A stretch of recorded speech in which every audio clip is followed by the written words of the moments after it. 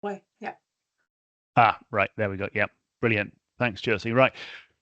Good morning, everybody. Welcome to the group. I think if we could just start by doing some just very brief introductions. So if you can just say sort of who you are, what you do, where you're from, why you're here, that would be helpful. It only needs to be brief. My name's Richard Graham. I work for the Yorkshire Dales National Park Authority. I work in planning, which is currently about as popular as traffic wardens and estate agents at the moment, if you listen to the government. So I'm here to try and help sort of coordinate the group. So if we could just go around and introduce ourselves. Andrew, do you want to say who you are? Yeah, Andrew Leeming. I'm head of strategy at the York and North Yorkshire Combined Authority. So I primarily are involved in leading on all the economic policy and strategy work of the new Combined Authority. Previous to that, I was doing the same sort of role within the Local Enterprise Partnership. I'm not going to go back beyond that because it goes forever doing the same sort of thing for many years.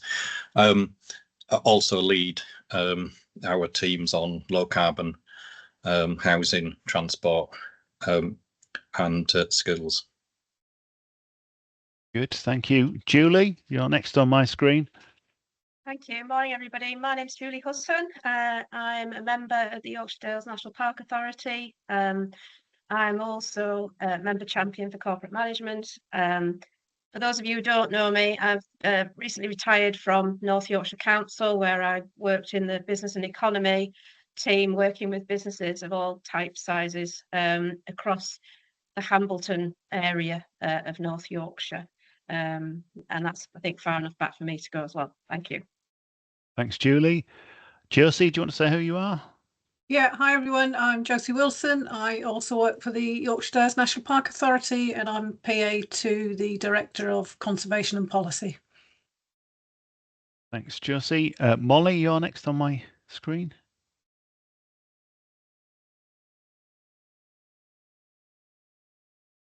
Molly, do you want to introduce yourself?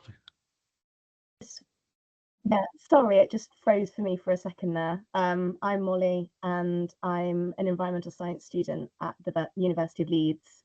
And I also volunteer with the RSPB and the Wildlife Trust. Can I ask Molly what year you're in? Because my son is at Leeds doing human geography and planning. Oh, wow. Yeah. So I've just finished my third year, going into the fourth year. So I'm doing an integrated masters. Right, very good, excellent. Philippa, you're next. Hi, yeah, I'm a programme manager with Westmorland Finesse Council. I work in the economic development and regeneration teams on programmes like the Shared Prosperity Fund, Levelling Up Fund. I also do bits of work, so within the planning team, looking at Section 106 process mapping and BNG process mapping, that kind of thing. So good to meet you all. Very good, thanks. Karen? Kind of what Philippa said. I'm also a programme manager. I'm Karen Horton, Westmorland Furness Council programme manager. I'm mostly working over in the Barrow area at the moment on the Town Deal programme, but I actually live and previously worked in Yorkshire, which is why I think I've been brought in to help on this project. You speak the language. Very good. Thank you. And Carol, you're last on this. Hello, hi. Yeah, I'm Carol Moffat. I work for the Farmer Network as a coordinator and project manager. So I kind of oversee farmers in the Wensleydale, Swaledale, down to Sedbergh and in the new Yorkshire Dales area. I'm also a farmer in Garsdale, farm here with my parents. So yeah, I've kind of got two hats on today. So both the farmer and the Farmer Network. Brilliant. Thanks, Carol. Good to have you here. Right. I sent around a kind of, or Josie sent around a very sort of brief agenda for the meeting. So I really just wanted to start by just clarifying what the business of the group is, what our purpose is. Hopefully you all got the background papers that we sent around, and hopefully might have had time to have a look at them. So yes, we're on with the work of producing a management plan for the national park, and for the national park, that's the most kind of important document. It sets out the vision, the sort of strategy, and the outcomes we want to see in the national park over the coming years. And it's produced by it's not produced by the National Park Authority necessarily. It's produced by a partnership of a range of organisations that you all represent. Crucially as well, it's delivered by the partnership, so it's not a list of things for the National Park Authority to deliver, although we do deliver a lot of them. It's for the partnership as a whole to get involved with. We are the Flourishing Economy group, it's been titled.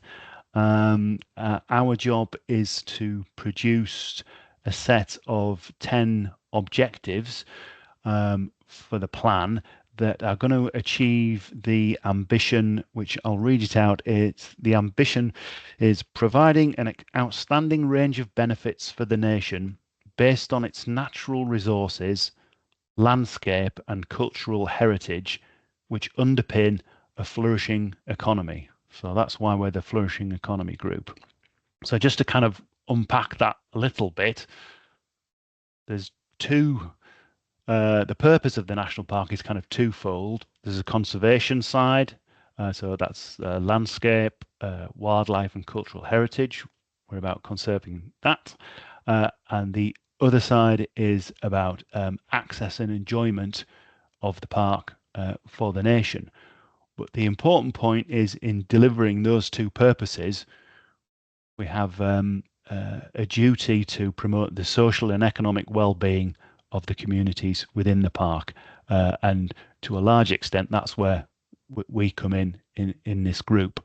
So what we want, or what we need in the national park, is a flourishing economy, one that's going to provide employment to support families and young people, support services and businesses within the park. And just to, as I say, unpack that ambition, it's about how are we going to do that? Well, we need to kind of use what it is that makes the park special, what it is that attracts people to come here, what existing businesses are doing in the park, what are we trying to conserve. So it's kind of all those things which sort of underpin why we've got a national park. We sent through, like I said, there was a lot of information we sent through. If it's useful, I can just very briefly summarize some of that just to remind ourselves. So the partnership ran a public consultation on what people thought should be a priority for the new plan.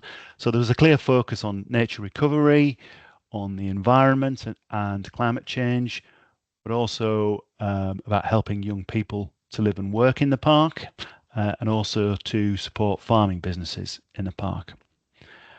Included in the pack was some facts and figures about the national park. So we're a significant contributor to the regional economy. Employment in the local economy within the national park is heavily dependent on agriculture and tourism, but we are seeing some growth in other sectors, so health, the arts, entertainment, recreation. There's also a high proportion of people who are self-employed in the park. There are a lot of micro businesses, and we also benefit from very low unemployment, but equally we have quite low average salaries in the park compared to national average. There's another paper we sent through which kind of looked at the issues and suggested some of the opportunities around the economy. So tourism is a growth part of the local economy. We've seen a lot of growth in recent years, particularly post COVID. What the previous management plans have always tried to do is to increase the number of overnight stays in the park, look for ways to do that, to address some of the kind of transport issues in the park, and to look at how we can address sort of labour supply and staff accommodation issues. In terms of agriculture, and forgive me, Carol, if I'm very brief about this, but obviously agriculture is facing a period of significant change and uncertainty, with new funding rules coming in. Farming is also struggling with to adapt to climate change. And then there's the kind of wider expectation as well, that in government and more generally that farming will deliver more benefit for the environment from kind of public subsidy that's put into the sector. We've seen in the national park a lot of diversification from farming businesses to other areas, particularly tourism over recent years, and we've done our best to support that where we can. We have an aging population in the park. That means the labour force, the working age people, are reducing proportionately. We have an issue with skills. We have an issue with housing, providing affordable housing for local people, and for trying to maintain services, particularly in some of the more remoter parts of the national park, and ultimately as well to provide employment opportunities for young people living in the park. So what can we do about that? Can we exploit our natural capital better? So some of the things we talked about. Can we provide more investment in culture, for example, which seems to be a growth sector in the park? Broadband and connectivity has always been an issue, but that's improving significantly. But what do we need to do to support home working? So there's in those papers there's a list of issues, and there's some of the pointers to some of the things that we can be doing. We also gave you some information about the objectives in the current management plan and how far we've got with them. So in coming up with a list of objectives from this group, we can look at those ones that we've already got and see whether they need to continue or whether we need to do something different to try and achieve them if they've not been properly fulfilled. So that's a brief canter through the bump that we gave you. So like I say, the purpose of the group is to come up ideally with 10 draft objectives. So I suggest that we use this kind of first meeting to just hone down a sort of list of issues or areas that we want those objectives to address. So I'll open that up to anybody who wants to start. What sort of areas do you think we ought to be covering?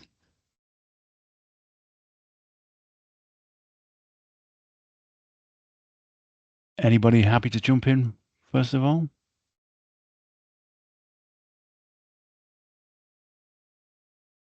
Andrew. Yeah, I think so. From our perspective, there's quite a lot of emphasis at the moment on a bit more of a sectoral approach to the economy, and what we're getting from the new government is what makes our area special and different, and where's our advantages.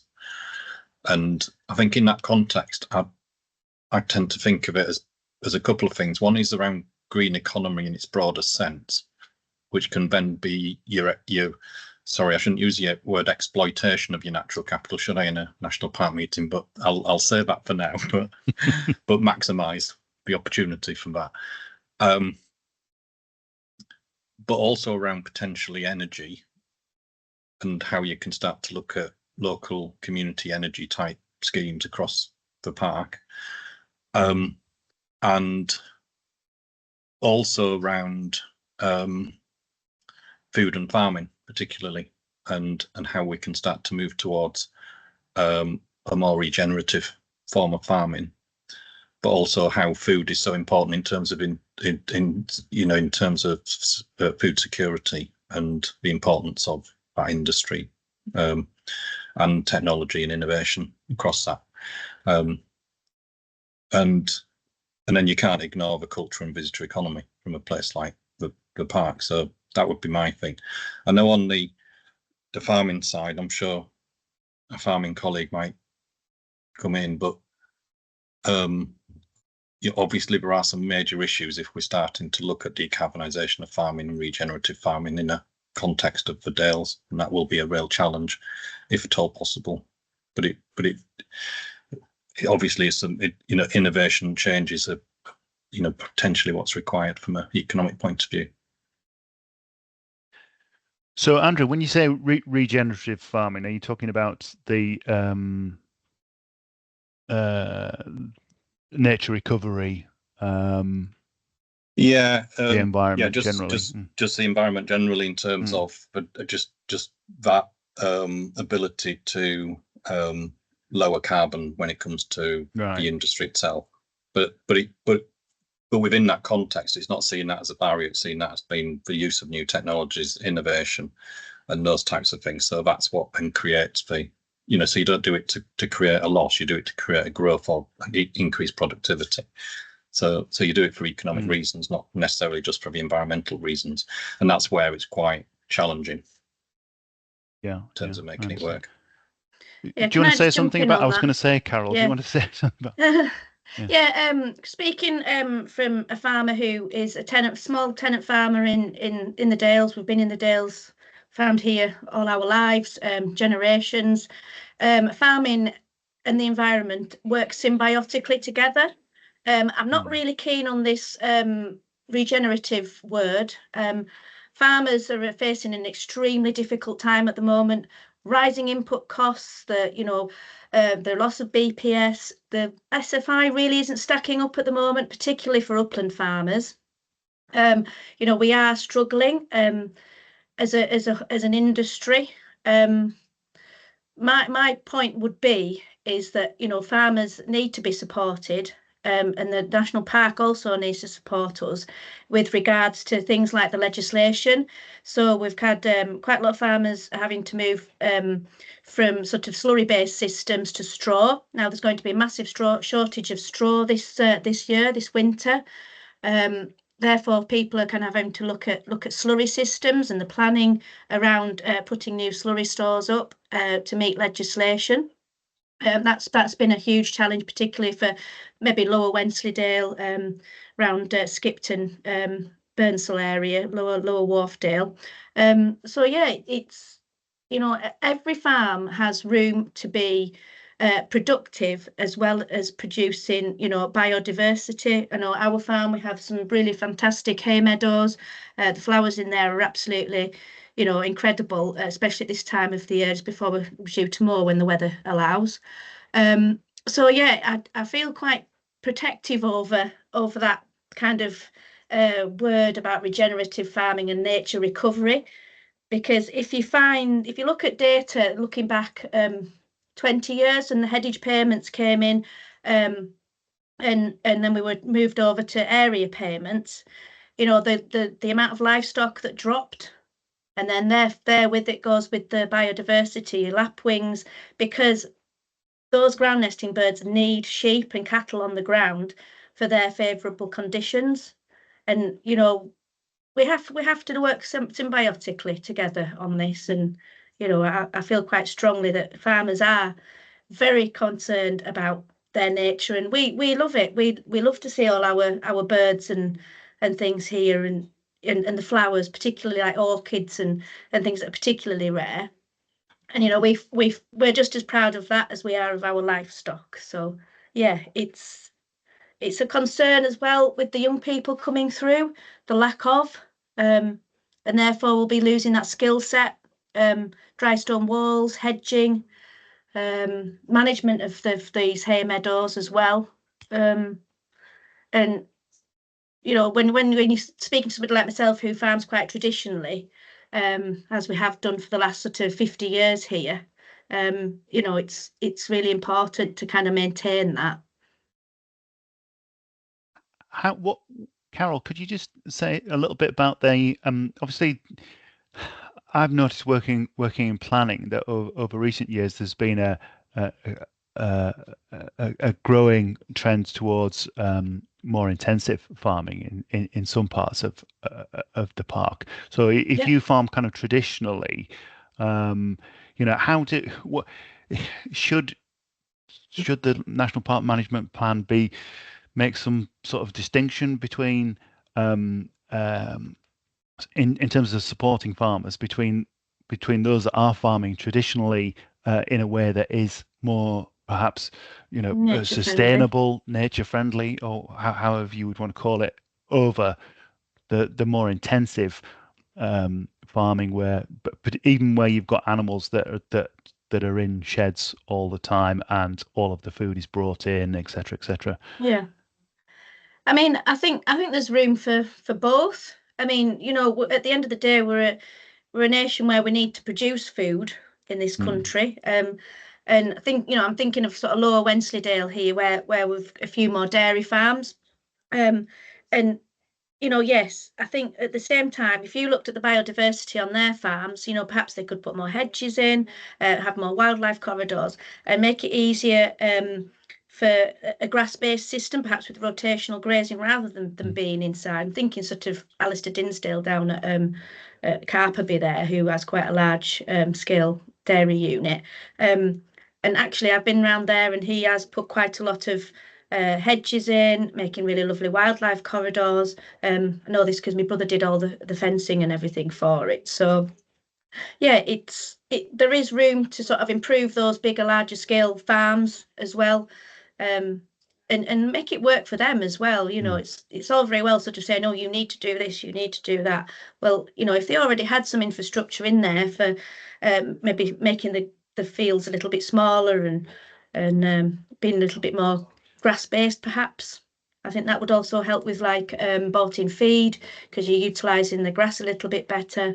You know, using homegrown fodder, obviously using your slurry and everything, and the muck to help them reduce nitrogen use as well. Yeah, and while you're on a roll, can you where do you see sort of farm diversification going, diversifying from, you know, to into other sectors that would support the farm business? Yeah, I'm all for it. I think, you know, I think us as farmers have a responsibility to sort of keep people in the dales and spending money. Maybe going, you know, if you're going into sort of glamping pods or camping, I think that's fantastic, because, you know, they're getting a bit of a slice of farming life, if you like. You know, the farmers are sort of could explain and have a little bit of a, you know, an interpretation, you know, things about the meadows and what have you. I think that's a really important thing that farmers need to sort of embrace a little bit more. And it also depends on what area you're in. You know, because especially like down Dent, where there's the Dales Way, they have a fantastic farm tourism base there. They've got lots of camping sites, newly installed glamping pods, and it's really exciting for them. But then we're in Garsdale and we get very, very few footfall through our footpath, so it really wouldn't be economic for us to sort of set that up. So it's all kind of relevant, really.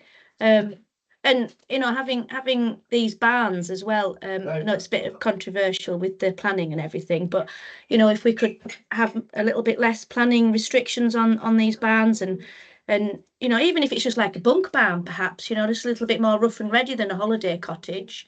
You know, there's all sorts of opportunities farmers can take on that and have a bit of an income alongside. Good. So, Philippa and Karen, on the sort of tourism side, then, as far as farming is concerned, how do you think farming can kind of tap into the tourist economy, or is there something we can do to it to support that that sort of switch? We've been, I know from the planning side, in my experience over recent years, we've been supporting farmers by giving permission for lots of camping or glamping type developments, camping pods and yurts and that sort of thing. But it's like Carol was saying, that might work in certain areas of the park, particularly those that are well connected. Whereas maybe Carol's in Garsdale, she doesn't have the kind of footfall to, open up a bunk barn or something like that. So, that might be one break on what, one barrier that farmers face. So, I mean, are there any, what sort of support could, through the management plan, we give farmers to diversify, particularly into tourism? Yeah, and Philippa, jump in if you think I'm going in the wrong direction. Well, one of the things that we're really mindful of is trying to make sure that the kind of the visitor economy, it does two things. One, obviously, it does attract visitors into our area, but that it also gives something for the people who live and work in the area, something to do, because you're not hopefully not working 24 hours a day, and you'll be bringing family and friends in weekends and things, so that there's a good offer for people in their evenings and weekends. But also to kind of try and protect some of the hotspots, particularly around transport. And the South Lakes obviously is one of them, but there are others as well. So we'd, I think, be definitely supportive of anything that could disperse, and get people out into all of the region, rather than just go into the kind of the obvious choices, because actually that isn't always good for the environment, or indeed the visitor experience, if everybody's in the same place trying to struggle with the parking and whatever. And the other thing I'm just thinking about, Philippa, you might know more on this, but the Rural Prosperity Fund and the diversity, funding support, SPF as well, support for farmers to diversify might be something that we could look at.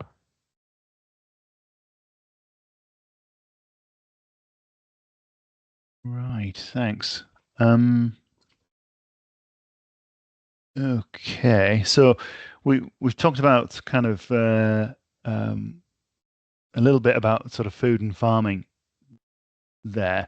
Andrew, you mentioned the kind of green economy, and particularly using natural capital and looking at energy. Sorry, Julie, do you want to jump in with something? Yeah, it's just picking up on the last few points that have been made, really.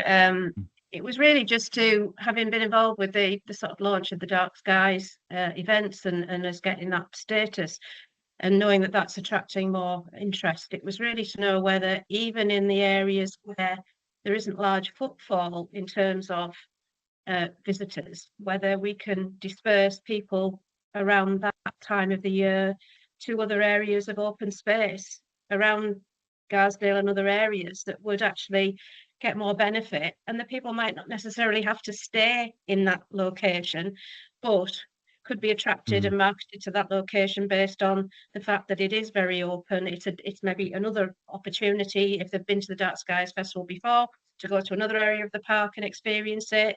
So something around that, really. And obviously other events and festivals that we're doing as well, based on the sort of cultural and the food and drink offer and all of that, really supporting the local businesses in the area.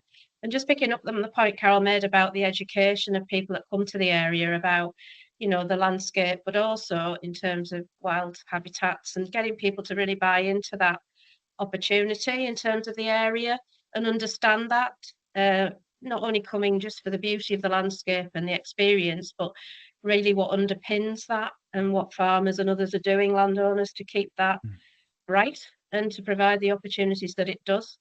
So, and I know after COVID, you know, our visitor numbers went up and we had a different range of visitors coming, which was brilliant. But it's managing that, isn't it, to make sure that as many people as possible can benefit, rather than just the real key sites that, you know, Karen mentioned, trying to disperse them out to other areas and make them different offers of things they might not know. It's a bit like when you go, we watch a lot of Escape to the Sun and Place in the Sun, and it's a bit like, well, if you've never been to a particular area, you might like to go to that area as a completely new experience to you and something that's very different that you haven't had before. And my bit, I want to come in later when you come up with it, Richard, is the housing side and young people, because for me, that's really, really key aspect. And I know it's a massive, massive thing to try and do anything about, but I think the whole, you know, it's great having the apprenticeships, but even in the Dales, Yorkshire Dales National Park Authority, I'm on the equality group, and one of our young staff who stayed with us had a real problem even finding a one bed sort of bed sit to live in that was affordable, but not even just affordable, even find one.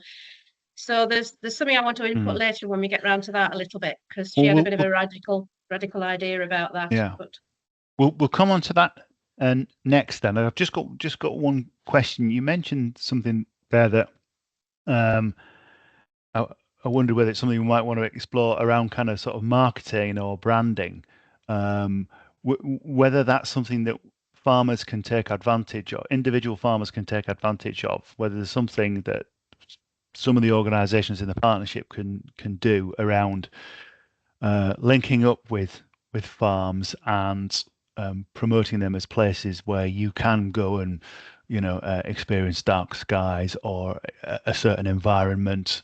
You know, some kind of like farm safari or something, you know, whether things that we could do around that. I mean, would that work, Karen, Philippa, Carol? So from Yeah, my I think point that of view, sounds good. definitely. Yeah. And things that I know you mentioned the Dark Skies Festival and the Cheese Festivals mentioned in the literature, and there's definitely a growing interest within the tourism market. I have a copy of 40 Farms next to me telly. You know, it's not a cheap book, and there is interest in that. Just looking at numbers from things like the Westmoreland family calling into T-Bay. T-Bay Services is now a visitor destination. You know, there are people out there that are looking for those experiences, and I think you can relatively easily create trails of depending on what people are looking to do, and you have those areas like, so for us, we had a meeting in Appleby earlier in the week, and Appleby were talking about how Appleby and Westmoreland is a place where people stay and then do day trips out. So they'll stay for a week and then they'll do day trips out to various locations. So there's my Visit Appleby and Westmoreland brochure, and they've got a leaflet of the town, but then they've got trails around that town, and you could easily do that, linking up with your key areas where they're going to stay. So you know, link up with, if you've got going to stay in Malham, or you're going to stay in Settle, wherever it might be, and then links within, you know, nice day trails, I think would work well. Right, good, thanks. Yeah, it just seemed interesting to me that you could have, you know, you mentioned festivals and events, and I wonder how well they're doing.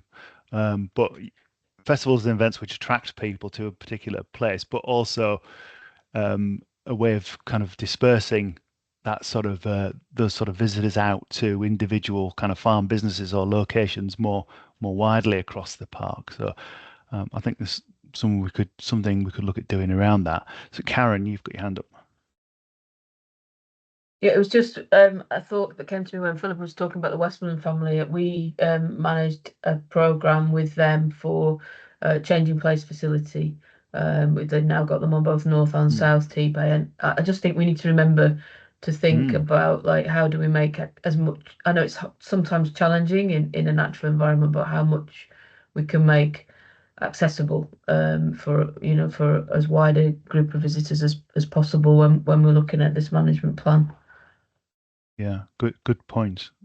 And again, you could feed that in, Karen, couldn't you? Because one of your trails could be fully accessible. It's one of the things we were looking at doing within the Cumbrian geography of creating day trips out, connecting the changing places. So a changing place user typically looks in 2-hour slots. So we were going to build that graph, but yeah, you could do a similar trail through the national park. Good. That's all about access. Yeah. Right. There's some good stuff there. Thank you. Right, Molly, young people. Before Julie jumps in with her things that she wanted to say, do you want to paint us a picture of what it's like for young people living in the national park? I can't hit. Are you on mute? Do you want to?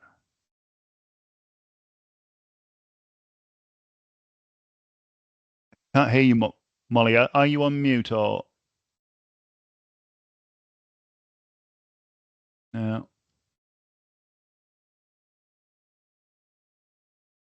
Do you want to try leaving and then rejoining and see if that works? Yeah.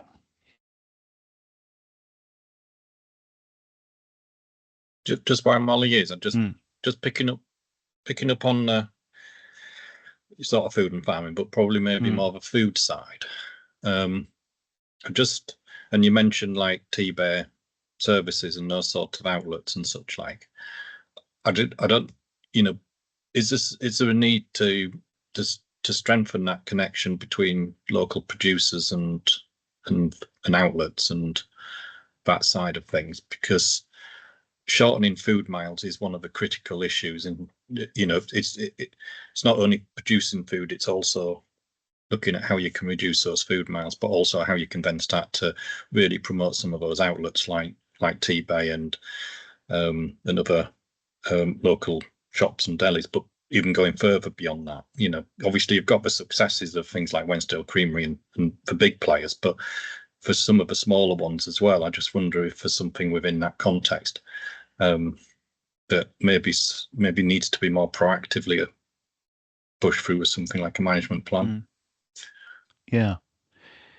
Can we hold on to that thought as well, just for the moment? Philippa, were you going to talk about that? Or? Yeah, I was just going to say I would widen it out as well. It's not necessarily just food; it's all farm diversification. So I'm thinking about Lakeland Tweed, who are near where I live. Yeah, can we just hold on to that thought? We'll just have a crack at the young people side of things if Molly's sound is working. Molly, you've frozen again.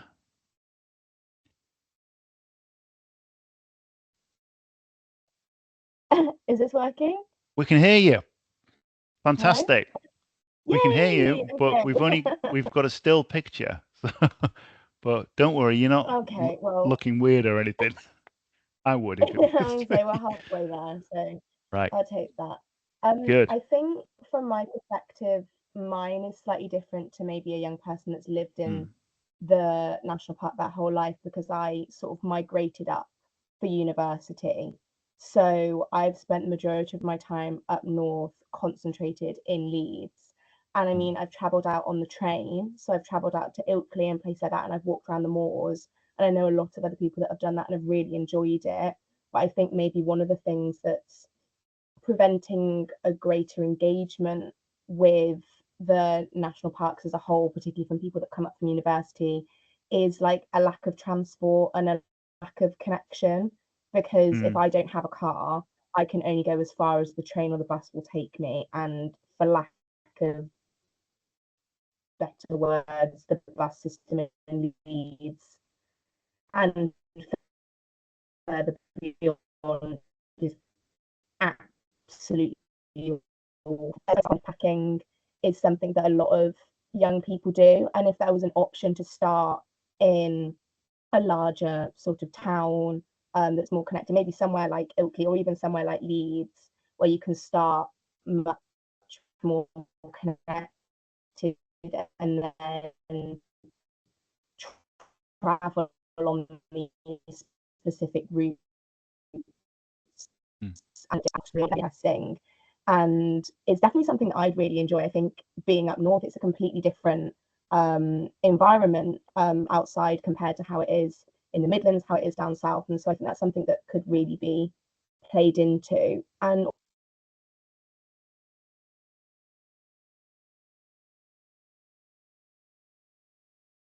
I think, but I had never heard anything about it.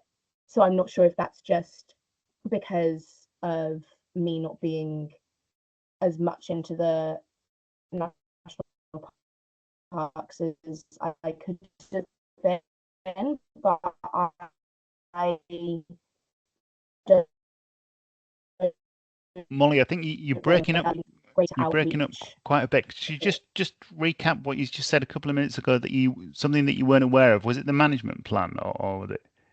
It was the Dark Skies Festival. Oh, the Dark Skies, right? Yeah. Yeah, and so I found it really interesting how popular that has sort of been over the last few years. I was thinking I'd never heard of this before. So I don't know if that's just me or if that's more widespread across quite a few young people that are maybe in more of the bigger cities. But I thought that was really interesting. Into the tourism factor and connecting various areas of the national parks could be sort of all grouped together into one. I think you broke up quite a bit there, but I think I got the gist of it. Okay. So yeah, transport is a big issue, and I like the idea about backpacking, promoting that as a kind of a way in for young people, certainly to visitors. But I think, Julie, you were more talking about housing. Was it housing and employment for young people? Is that? Do you want to say what you were going to say on that? It was just an interesting discussion we had in the equality group with one of the young people that's working for the Yorkshire Dales National Park Authority, and as I said, she had real difficulty finding anywhere to live that was either available or affordable, and obviously it's highlighted in the sort of issues that we're having to deal with all the time. And it was just, we had a bit of an interesting went off piste a little bit, and one of the things that was suggested was that maybe the national park should look at houses of multiple occupation for young people that might work, that need to live in the park. You know, if a building became available and it was something that could be done, it was just quite a radical idea, but it was, you know, I've been working in my previous role with North Yorkshire Council with a lady that runs a recruitment business to support the hospitality sector in the Dales area, and as we all know, it's very, very difficult to get people to be able to work in that industry at the moment, but it's so vital to us in terms of the economy.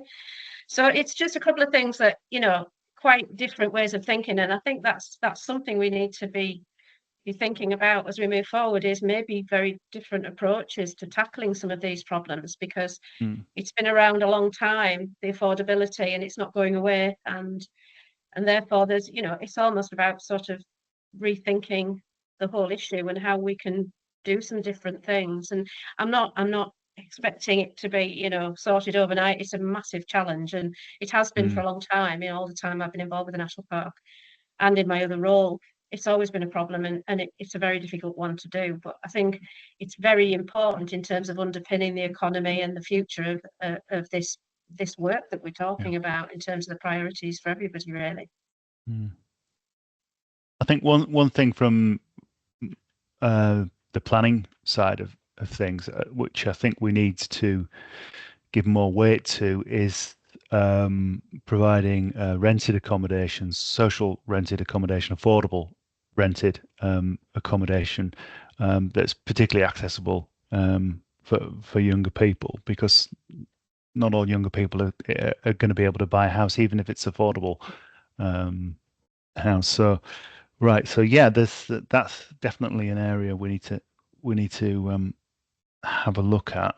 Was there anything more? Molly, you've frozen again. Carol, do you want to say anything more about young people before we move on? I was just going to say, right, It's a real issue, isn't it? Because it's like Mm. catch-22. We've got an aging population. They also, if they want to retire, they need to have sort of, smaller houses as well, don't they? And I don't know, it's just, it's so difficult. And like Julie said, it's not going to be fixed overnight. It's going to be something has to be sort of tackled in a sort of 10-year sort of block, isn't it? And just sort of thinking, I've got like young children that are coming up to the age where they probably want to move out, and there's just no way they could afford a house, in Garsdale or Sedbergh or Hawes or whatever.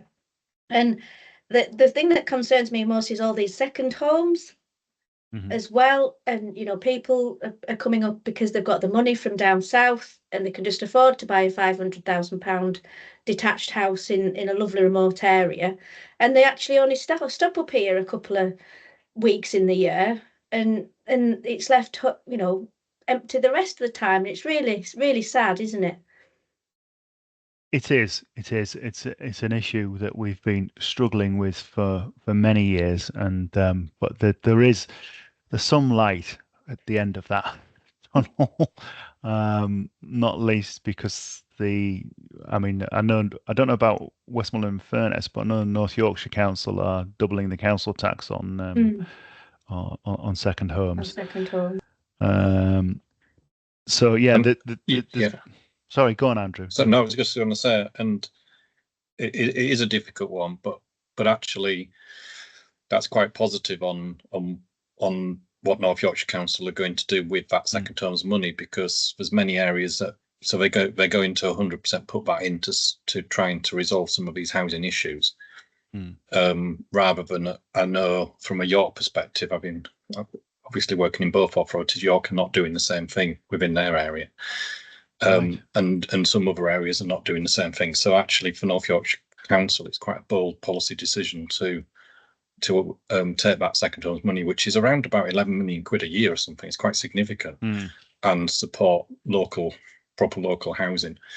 And like you say, I think that is around social housing and rented housing. It's not just about, because if you build new, you're still not going to be able to afford it, because young people won't have the opportunity to get the mortgage, and you need to start looking at very different housing models. But just providing that.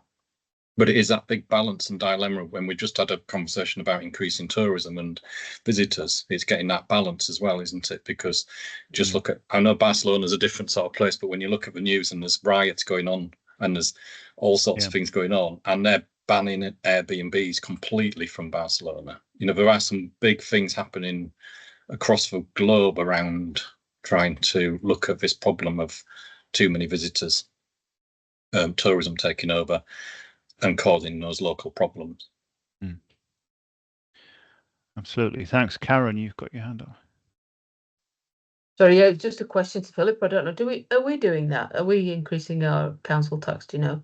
No, not as far as I'm aware. Right. I mean, if you can afford a 500,000 house and your flat in London, then that's not going to hurt your pocket, is it? But the more interesting thing is what Andrew's saying. If we can then use it to put money into the social housing, then it starts to be really interesting. I'll raise it with, not quite sure who I need to raise it with, but I'll take it on to try and see if we can look at that. Yeah, if you could report back to us on what's what the council's thinking is on that, and maybe they may, the politicians may just be looking at see what happens across the border in North Yorkshire with it, because North Yorkshire have been quite brave in doing that, I think, and have had some pushback on it, but no, it's a really good thing. Sorry, Philippa. Unformed thought on the way, but is there something around that the National Park could do about helping visitors to be more well informed? So, Barcelona example, introducing a tourism tax, which could be voluntary, but helping people understand that when they come and do that trail up to Carol's farm, that they're going to be impacting on the footpaths and Carol's. If leave litter or whatever, that helping people understand that it has a knock-on effect, and then you're generating an income stream through a voluntary contribution that could go to helping businesses. Yeah, no, that's a good point. I mean, I know that we do that for the Three Peaks walks, which a lot of charities do. We do have a kind of voluntary contribution system, and the charities do pay into that for the upkeep of that sort of infrastructure, basically, you could call it.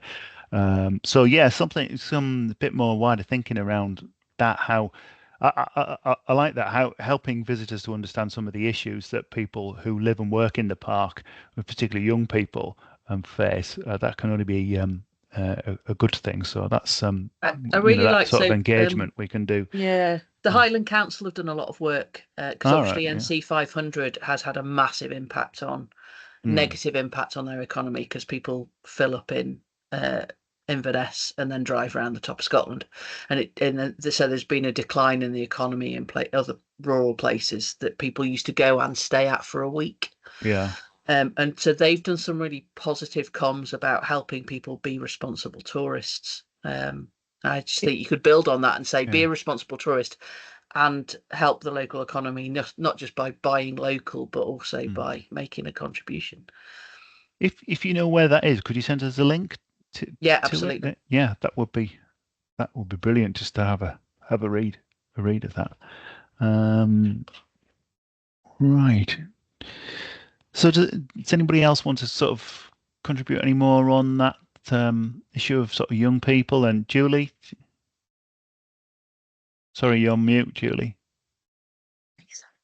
Just picking up the point about the marketing of other areas and the impact of, I'm not wanting to put Mark in the frame, obviously who heads up our comms side, but we did make significant progress during COVID with some simple messaging about the 2 meters, the cow, the sheep, the this, the that.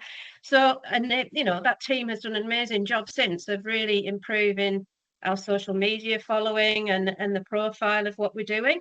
So I think there's something to be said about very simple messaging, going back to that, because that imagery worked really, really well during COVID, and people got it, because it was an illustration at the end of the day, and people really understood what that meant. And I think there's maybe something to be said, if we were happy to think about doing some of this a bit further down the line, that Mark's knowledge and experience of all of that would be helpful. So I'm not going to put him on the spot, but it might be nice to sort of understand some of that better for us to market the right areas and different areas, what opportunities there might be in less busy areas. Absolutely. Just before Andrew's got his hand up as well, just before that, Molly, I was going to ask you, maybe you can have a think while Andrew's saying his piece, about for years it's always bothered me that the Yorkshire Dales has always been almost seen as a place for elderly people to come and visit for a day and drive in and park up somewhere, have a cup of tea and a bun, and then drive home again. And I'm just wondering how we could market the place better to young people. And they have to have something to do when they get here, obviously. So there's that issue. But in terms of whether social media is an effective tool or not for young people, or because we're always late in the game on these things. But if you just have a little think about that. So, Andrew.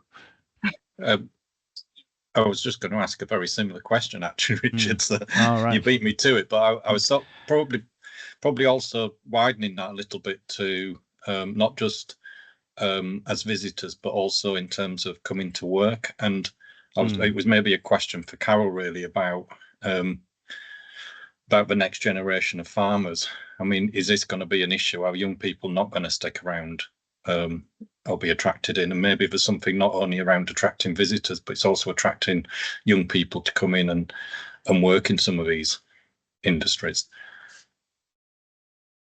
Is there anything nationally, Carol, around that because it strikes me that you've got farmers, farming families, and you have the younger generation in the farming family, many of them are kind of leaving the industry and going somewhere else. So what happens to the farm when the older generation can no longer run it? Is there anything nationally that kind of links up those young people who've gone to agricultural college but haven't got a farm to go back to and run with somebody? We have been raising this with DEFRA. So we have quite a good working relationship with a lady who works quite high up in DEFRA, and we have expressed our concern over this.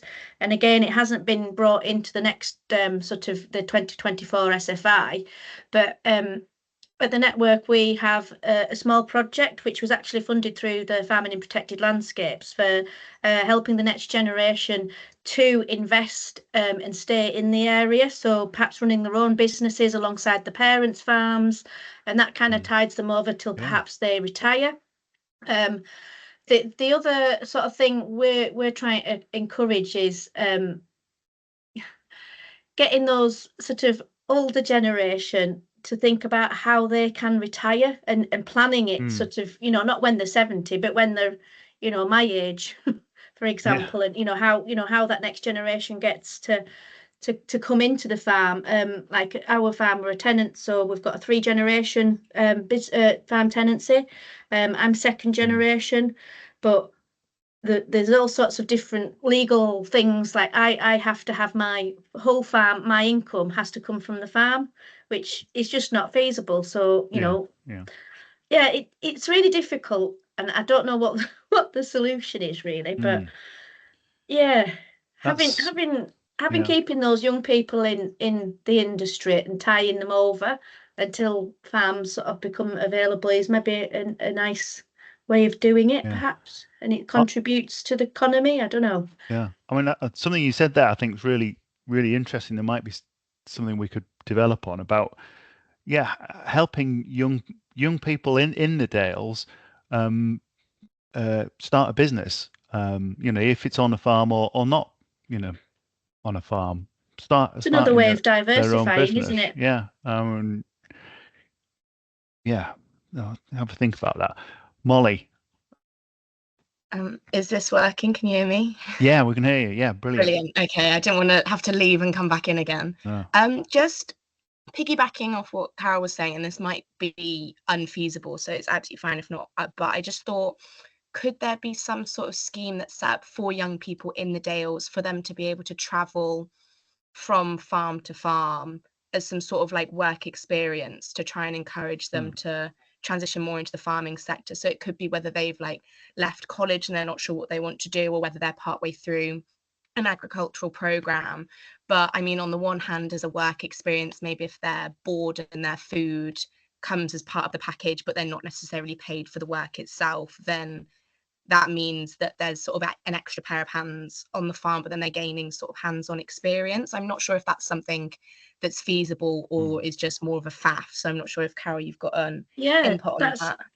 That's really interesting, actually, because we did try piloting this a few years ago, where we gave young people, it was almost like an apprentice, but they had to work on different farms. And I actually took part in that when I was 19 many years ago, and I was employed by, well, it was Voluntary Action Cumbria at the time, to go and work on all these different farms, and essentially my labour was for free, but I was gaining the experience of learning how to do hedging. All the different farms I went on did it differently, and that gave me a tremendous skill set. So I like that idea, and whether we can sort of do something similar, maybe not on as large a scale, but sort of getting them out and about and learning from different farmers, and like a bit like a traineeship sort of that thing. Sounds good. Yeah. Okay. And then my other thing I was going to say, kind of piggyback off a few points back about social media, absolutely huge. Like, I think a lot of, this is a very random example, but the Milwaukee Public Library have an Instagram account that is very widely followed. And for a library, I think their proportion of following is also predominantly young people and people my age, which isn't what you'd normally expect. And it is definitely in part due to how quick they are with jumping on current sort of like TikTok and Instagram video trends, but translating that into the library. So they've done a couple of videos about the map collections that you can see, but they're featuring some of the people that work there, and the comedic sort of aspect of that really appeals to quite a lot of people my age, and it is more of an incentive to want to go there. So I think it's trying to find that niche where you can overlap, or what current video sounds and trends are there that are going on, and then how can we relate that to what you can do in the Yorkshire Dales, whether that be going round talking to different farmers. There's been a few trends where, as ridiculous as it sounds, you get these little mini microphones and you hold them up to different animals to sort of hear what they have to say, as if like a mock interview. So could you go around different farms and hold them up to the cows and see what the cows have to say? Sort of things like that, just to short little snippets, and then sort of a day in the life on the farm and going round and what are the activities that you do. And then also again with the Dark Skies Festival, sort of what you can expect with that, because especially in the bigger cities, there is no way that you're going to be able to see any sort of beautiful stars like you can up in the Dales. So I think just tapping into that niche is and as someone who unfortunately does spend a lot of time on social media, I can definitely say that it is something that would work and would appeal. Brilliant, thanks. Carol, so have you got to dash off? Yeah. Okay, well, look, you're on mute. Sorry. Yeah, I'm going to have to dash. Sorry. It's been really interesting, and let me know what how it all pans out, and I'll see you at the next meeting. Brilliant. Thank you for your contribution. Nice to meet you all. Brilliant. Thank you. Bye-bye. Cheers. Right. Well, it seems like we've covered quite a lot of ground already. Is there anything else any other kind of areas that you think we ought to be concentrating on? I'll just go back to what you said at the beginning, Andrew. I'd like to just have a little bit more of a discussion around the green economy, the things that you were saying there around energy generation and maximising how we can use natural capital. But Philippa, you want to say something? Yeah, I was a bit unsure on the documentation that you sent out. The E1 was about putting in improved fibre, but it's greyed out. Is that because that's you're on target and it's not seen that you don't need to do any more on that, or is that something that's still in the mix? Yeah, I think that's. I'm not quite. Josie, do you know what the grey notation is? Yeah, I think Gary must have changed the colours, because I think it was originally a lighter green, because the dark green ones indicate they're things that we've achieved. The lighter green, which is I think the grey now, is things that yes, there's progress. We're on course probably to achieve those objectives. Yeah, and obviously the orange, some things have been done, and the red obviously not a lot. Okay. Yeah.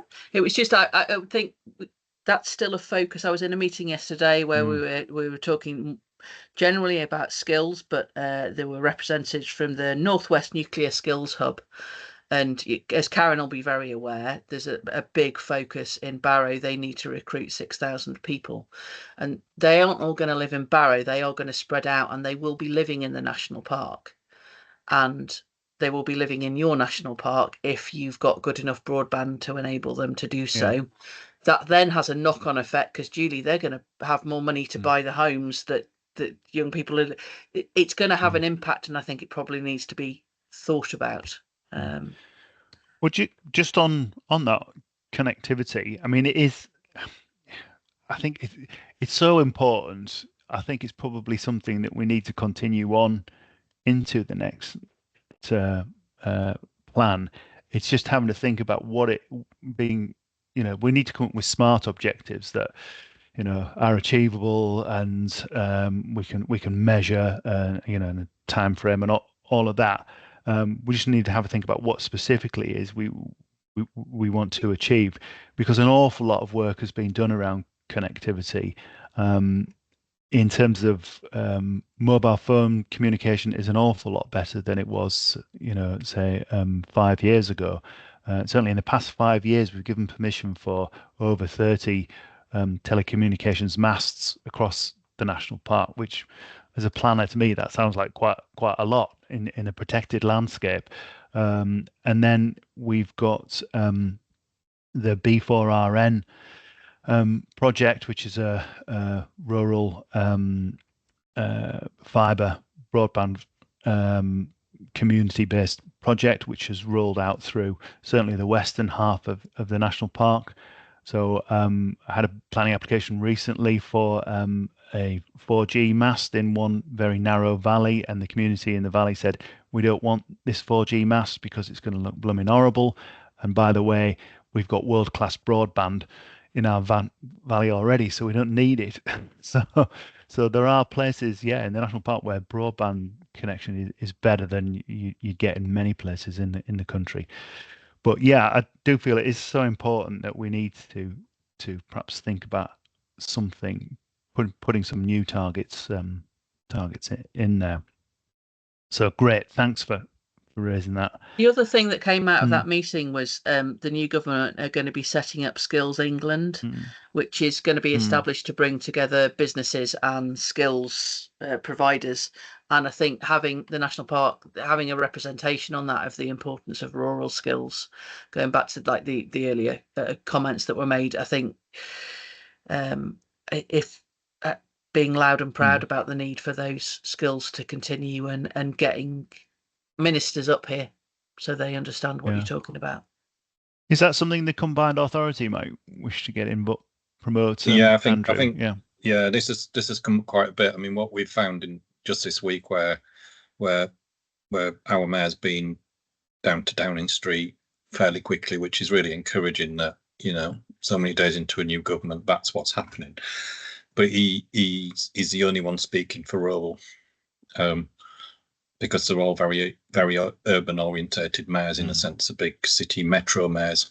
And so apart from ourselves and probably the Northeast now, because Northeast is much bigger, there's not that UK representation. And that's one of the things. I was at the Yorkshire show yesterday. We're having some meetings with farmers, NFU, CLA, with the mayor. And certainly interestingly, just on your other discussion, digital connectivity was still coming out as a major issue that needed to be addressed in terms of infrastructure. But also this whole push on rural business, but rural skills, and some of those traditional skills that tend to be just left off the list because they're not seen to be those big new industrial type things that might feed into the industrial strategy when it comes. So we're really keen to keep pushing that and also have representations on groups like, say, the Skills England thing, which I think, because in the past we had this thing which was called the Local Skills Improvement Plan, which was basically the chambers in our area. I don't know how it worked over in Cumbria, but it was a chamber who took the lead, with the skills provider and so on, to do exactly what Skills England is doing, but maybe on a regional basis. But I don't think it quite worked, if I'm really honest. Connecting business to the skills providers is critical, and representing businesses from a rural context is critical on that. I know Carol mentioned some before she left. She mentioned some rural skills. She was talking about dry stone walling and hedge laying and that sort of thing. But it strikes me that the kind of, that's not going to cut much weight, I would have thought, with the new Skills England. But rural skills, do we want to be kind of promoting rural skills in terms of the green economy, green businesses and that sort of thing? Because that's, it's a natural home for many sort of. I think that's where my push was. If you come on to that question about the green economy and potentially things around natural capital, woodland creation, dry stone walling, traditional things of that nature, I think that's where there's opportunities, environmental skills to some extent, in an old-fashioned way. Would they not be seen as like heritage skills and therefore not, give much much weight or. Well, potentially, but I think it's I think it's how you look at those in terms of that broader context. And heritage skills aren't now, we look at heritage skills across York and North Yorkshire in a sense of what do we need to keep rebuilding York Minster. Really high level, really high quality, really high spec stuff. That's heritage skills as much as dry stone walling and other stuff. So you can link it all together. But the ideas of having centres of excellence locally. So it's how do we work with some of the providers to actually maybe have something that is Dales based, which is around some of those centre of excellence for skills. And I think that's where we can really feed into that agenda. Right, yeah, that's good. Karen, you've got your hand up, yeah. Yeah, I ran a traditional skills project for the National Lottery Fund some years ago. We had 60 trainees across the country, including at York Minster. I know that the lottery sort of stopped their funding of that, but that was a while ago, and whether they would be interested in kind of looking at it again is a question. And of course, the if it stays, and new government, we don't know, but shared prosperity and particularly the rural side of things, whether that might be a funding area.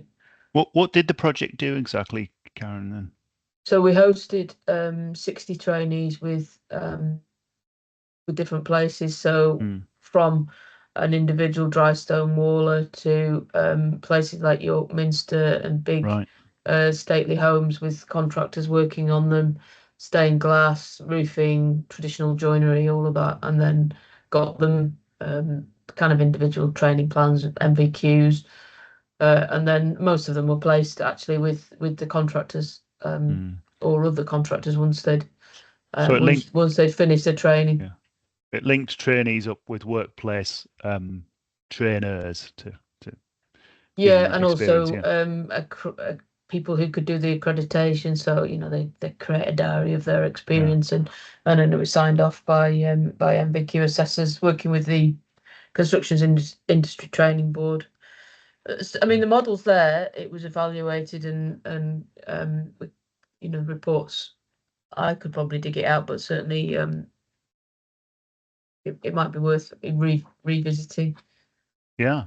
If you could send that through to us, that would be helpful. Yeah, send it through to Josie. Yeah, Philippa. Sorry. The only other thing that I was thinking on this is connecting as well within this skills element is there's a lot of discussion around digital supporting digital transformation for businesses, and again it's that urban idea of what digital transformation looks like to business, and actually encouraging a rural thinking of which brings into what Andrew was saying about the greening the economy, that actually digital transformation isn't just about going online and being paperless. There's wider things about how you can support rural businesses, and I think it all ties together of just kind of raising the profile of the rural economy. Yeah, it would have been helpful to get Carol's input on that and how farmers could benefit from that particularly. We were at digital transformation of farm businesses. We were at Appleby Creamery I mentioned we were at Appleby the other day, and Appleby Creamery have had significant support to improve their business and increase their outputs, and that's worked really well. But it's really quite a niche idea of what they've done, but putting that on a wider, making ministers aware of that, rather than us being aware. And then that would help Carol in diversification, because if you've seen others do it, then somebody else has paved the way. Yeah. So farming and tourism business, that sounds great. That's another skills thing, really, isn't it? Yeah. Right. Whew. Got quite a lot done. Richard, picking up the community energy thing I mentioned, I think it goes a bit broader on because there could be a real contribution to the the creation of Great British Energy and that sort of stuff, if we can start to be sort of this. I think there's talk of a community wealth fund and various things, and I think there's sort of potentially examples of demonstrators that could deal with this in a locality where infrastructure is not as good, but you could actually do some sort of community stuff. But I think it goes broader into one of the areas of the economy that we don't tend to highlight as much is social enterprise. And community enterprise, and particularly in a rural context, things like, it's not just about a community pub, but it's sort of beyond that really, and how important that can be as a driver for local jobs and economic growth. And I think from a parks point of view, trying to encourage that to happen with whatever mechanism that might be, that could be really positive. There's a lot of talk about how you look at community wealth building. So how do you create wealth within communities? And social enterprise is one of the ways you can do it. So Karen and Philippa, is that something the council is geared up towards supporting? If you had a community that had some kind of business proposition? Yeah, absolutely. So as part of our shared prosperity fund, supporting community interest groups and community funds, that was a big stream of ours with that. And then we've got things like we support the community catalysts, which is a CIC that helps people who either work in care and want to set up on their own, or have caring needs, and linking the two together. So you create a local hub of people who, rather than work for a larger organisation, are in their village or in their town, and they set up to support whatever the needs are of their local residents. And they're either doing it because they've got a family member and that's how they've started, or they work in the caring profession already. And that kind of, because then you keep it all local, it all stays local. They're not traveling miles, and their support, they're getting the medicines from the local pharmacy, that kind of thing, but yeah, certainly through Shared Prosperity Fund, that was a big push of ours. And we've set up a grant scheme as well through the Shared Prosperity Fund to support CICs and things. The Dales is one place where things like that will work, because the people who live here are really self-sufficient and muck in together and make things happen. I think they just need a bit of support and a bit of of a push, really, sometimes financial help as well. But that's a good point. Right, I think I'd like to kind of wind this up. Now I think we've had a good go at it for the first meeting. Is there anything you think anybody thinks we haven't covered? I think some of the stuff we've talked about there. What for the next meeting? I think what I'll do is I've asked, I think it was Philippa and Karen, if you some bits of information, if you could send those through to us, it would be really helpful. What I'll try and do for the next meeting is just kind of crystallize a sort of list of areas which we've discussed and think we ought to be doing something about. And then I think for the next meeting, if we can look at that list, either add to it or take things off it. But what we really need to do is to kind of start then drafting up some kind of sort of targets for trying to meet those, trying to address those issues. So something a bit, like a more kind of a smart objective, and put some sort of figures and dates on things. That might require a bit more thought. One thing I'd like you to consider as well is, unfortunately, we couldn't have Leah with us today because she couldn't do the time, and she's asked if we'd consider having the next meeting at a 5 o'clock slot, because she works obviously through the week and she can't get the time away from work. So I didn't want to rearrange this meeting because everybody else said yes, they could make it, and it's difficult enough to get everybody together at the same time anyway. So we might send around some amended meeting times. If you're able to do 5 o'clock meeting, it would be really, really helpful, certainly for Leah to be able to attend. Right. Thank you. Just on the next meeting, Richard. Sorry. I wasn't sure. Was that the one? What date was the next meeting? Because I know there was one in August that I think I'm on leave for. Right. Well, we can change the meeting dates according to people's availability. I don't. We're going to have to do that if we're changing the 5 o'clock slot, because 5 o'clock on a Friday is it's not a good time for a meeting, is it? I think it was the 2nd of August one. Was it? I was on leave for. But it's summer, so we're going to lose somebody during the next 6 weeks. I'm probably. Well, Josie and I'll have a look at that. We'll have a look at that and we'll send around some options. Yeah, but I'm happy accommodate to everybody. I'm happy to get on a call at 5 if that's helps. I'm no problem with that. Yeah, brilliant. That's really helpful. Right, that just then remains me to say thank you very much, everybody, for your contributions. They've been really good. It's exceeded my expectations. So because there's a lot there to get into, so I'm really looking forward to producing something. So thank you very much. Hope you have the rest of your day is as good as it's been so far, and have a good weekend, and we'll see you all soon. Okay. See you soon. Thanks, Richard. Thanks. Cheers. Bye. Thank you. Bye. Bye now. Take care.